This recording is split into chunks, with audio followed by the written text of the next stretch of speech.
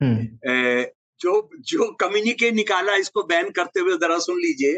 अब आरएसएस वाले ये कहें कि नेहरू ने सरदार पटेल का हाथ मरोड़ के लिखवा दिया, तो पता नहीं अब ये एक्सप्लेनेशन हो सकती है, लेकिन ये सुन ले जरा सा।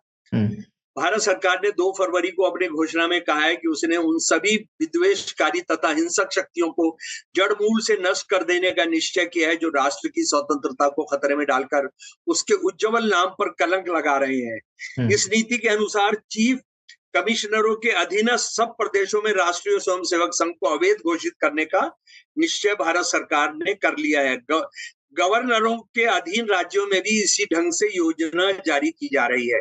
और ये विज्ञप्ति में आगे कहा गया, संघ के स्वयंसेवक अनुचित कार्य भी करते रहे हैं। देश के विभिन्न भागों में उसके सदस्य व्यक्तिगत रूप से आगजनी, लूटमार, डाके, हत्याएं तथा लुक छुप कर शस्त्र, गोला और बारूद संग्रह करने जैसे हिंसक कार्यवाहियां कर रहे हैं। ये भी देखा गया है कि ये लोग पर्चे भी बांटते हैं, जिनसे जनता को आतंकवादी मार्गों का अवलंबन करने, बंदूकें एकत्र करने तथा सरकार के बारे में असंतोष फैलाकर सेना और पुलिस पर उपद्रव करने की प्रेरणा दी जाती है। कौन कह रहा है जनाब? ये सरदार पटेल का मंत्रालय। और उसके बाद सरदार पटेल एक चिट्ठी लिख रहे हैं गोलवलकर को 11 नवंबर 1948 को। जरा वो भी रजत भाई सुन ले।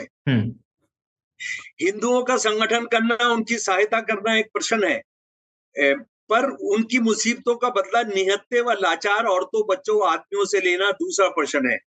उनके अतिरिक्त ये भी कि उन्होंने कांग्रेस का विरोध करके और इस कठोरता से कि न व्यक्तित्व का ख्याल, न सभ्यता भविष्यता का शिष्टता का ध्यान रखा, जनता में एक प्रकार की बेचैनी पैदा करती थी। उनकी सारी तकरीरें सांप्रदायिक विष से भरी थी। हिंदुओं में जोश पैदा करना व उनकी रक्षा के प्रबंध करने के लिए यह अनावश्यक था कि वह जहर फैले। इस जहर का फल अंत में यही हुआ कि गांधी जी की अमूल्य जान की कुर्बानी देश को सहनी पड़ी और सरकार व जनता की सहानुभूति जरा भी आरएसएस के साथ ना रही, बल्कि उनके खिलाफ हो गई। उनकी मृत्यु पर आरएसएस वालों ने जो हर्ष प्रकट किया था और मिठाई बांटी, उससे यह विरोध और भी बढ़ गया और सरकार को इस हालत में आरएसएस के खिलाफ कार्रवाई करना जरूरी था। तो जब वो बिल्किस के परिवार पर हमला करते हैं, उसका पेट चाक कर देते हैं, हामला बच्चियों का पेट चाक कर देते हैं और उन बलात्कारी हत्यारों को छोड़ते हैं, तो ये पहली बार नहीं कर रहे होते हैं। वो गांधी के मरने पर भी मिठाई बांट रहे होते हैं। उसे गांधी वध कहा गया। हाँ, गांधी वध कहा गया जी। उसके बाद ये चिट्ठी लिख रहे हैं श्यामा प्रसाद मुखर्जी को, वो हिंदू महासभा के बड़े लीडर थे। और ये चिट्ठी है 18 जुलाई 1948 की। जहां तक आरएसएस और हिंदू महासभा की बात है, गांधी जी की हत्या का मामला अदालत में है और मुझे इसमें इन दोनों संगठनों की भागीदारी के बारे में कुछ नहीं कहना चाहिए। लेकिन हमें मिली रिपोर्टें इस बात की पुष्टि करती हैं कि उन दोनों संस्थाओं का, खासकर आरएसएस की गतिविधियों के फलस्वरूप देश में ऐसा माहौल बना कि ऐसे बर्बर कांड संभव हो सके। मेरे दिमाग में कोई संदेह नहीं है कि हिंदू महासभा का अतिवादी भाग साजिश में शामिल था। आरएसएस की गतिविधियां सरकार और राज्य व्यवस्था के अस्तित्व के लिए खतरा थी। हमें मिली रिपोर्टें बताती हैं कि प्रतिबंध के बावजूद वो गतिविधियां समाप्त नहीं हुई हैं। दरअसल समय बीतने के साथ आरएसएस की टोली अधिक उग्र हो रही है और विनाशकारी गतिविधियों में बढ़ चढ़कर हिस्सा ले रही है। अब बताइए, सरदार पटेल ये कह रहे हैं, सरदार पटेल ये कह रहे हैं। और सरदार पटेल एक बहुत इंपॉर्टेंट बात बता रहे हैं नेहरू को। नेहरू सरदार पटेल को बराबर लिख रहे हैं कि असली मुजरिम नहीं पकड़े जा रहे हैं, असली मुजरिम नहीं पकड़े जा रहे हैं। तो सरदार पटेल 27 फरवरी 1948 को खत लिखते हैं नेहरू को। नेहरू काफी नाराजगी दिखा रहे हैं। तो आप देखिए, वो जो लिख रहे हैं उससे आरएसएस का चरित्र किस तरह से सरदार पटेल रेखांकित करते हैं। अंग्रेजी में चिट्ठी है, मैं अंग्रेजी में ही सुना रहा हूं। In case of secret organisations like the RSS which has no records, registers etcetera, securing of authentic information whether a particular individual is active worker or not is rendered very difficult task। फरवरी 27, 1948 का ये खत है जो कि सरदार पटेल ने नेहरू जी को लिखा है। नेहरू जी को लिखा। अच्छा, उसके बाद एक मजेदार बात मैं आपको बताता हूं। 11 जनवरी 2011 के इंडियन एक्सप्रेस में मोहन भागवत साहब का एक बयान है। अंग्रेजी में सुना रहा हूं मैं आपको। ठीक। वो जो पहले मैंने अंग्रेजी में सुनाया उसका मतलब साथी लोग समझ गए होंगे ना, या हिंदी बताऊं? लेकिन अगर आप बता देंगे तो बहुत अच्छा रहेगा। आरएसएस जैसे गुप्त रूप से काम करने वाले संगठन में जिसका कोई रिकॉर्ड नहीं है, जिसका रजिस्टर नहीं है, उसके बारे में वास्तविक सूचना हासिल करना कि क्या एक खास इंडिविजुअल उसका मेंबर है या नहीं, is a very difficult task. बहुत मुश्किल काम है। और कह रहा है रेंडर्ड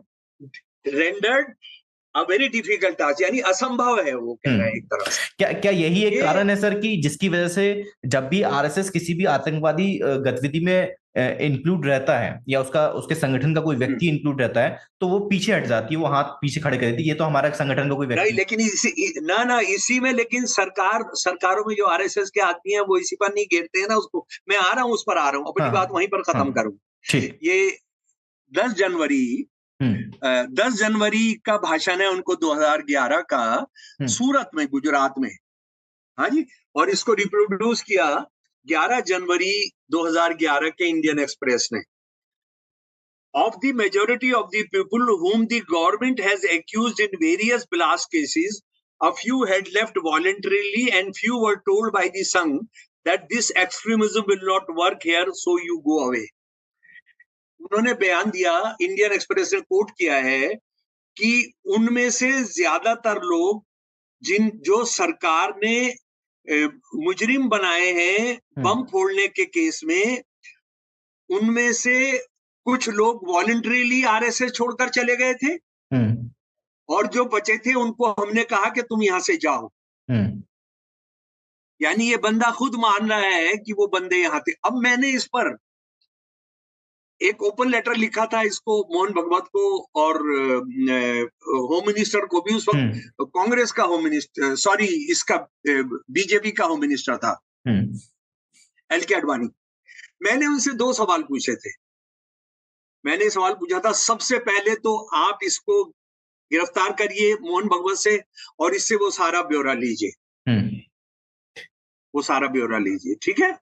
वो सारा ब्यौरा लीजिए, क्योंकि अगर मान लीजिए किसी को आपको पता लगता है कि किसी से 100 रुपए भी रिश्वत दिया, आप उसको उठाकर उसके घर की गिरफ्तार कर लेते हैं। आपने जो है बहुत सारे पत्रकार पकड़े हुए, जैसे वो केरल का पत्रकार यूपी में पकड़ा हुआ, उसके भाइयों को, उसको सारे परिवार को उठाकर आप ले गए हैं। आपने अभी तक जमानत नहीं हुई, परेशान किया, जमानत नहीं हुई है ना, सबको आप गिरफ्तार कर ले, आप मोहल्ला उठाकर ले जाते हैं, आप बुलडोजर चला देते हैं। तो सबसे पहले तो आपने इनको अंडर ओथ इनसे बयान लेना चाहिए, नाम बताइए वो कौन कौन थे।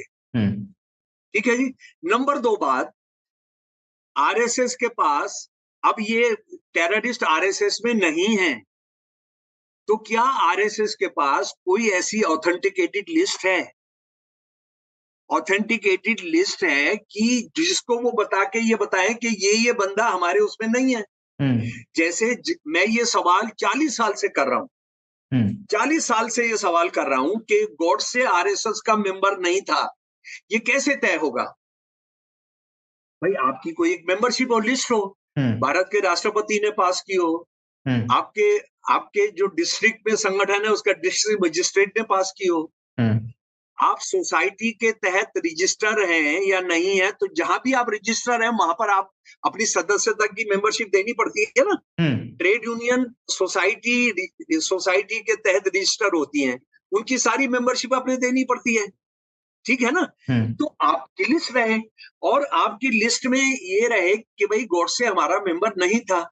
जब तक वो लिस्ट नहीं है, आप कैसे कह सकते हो कि ये दारा सिंह हमारा मेंबर नहीं है?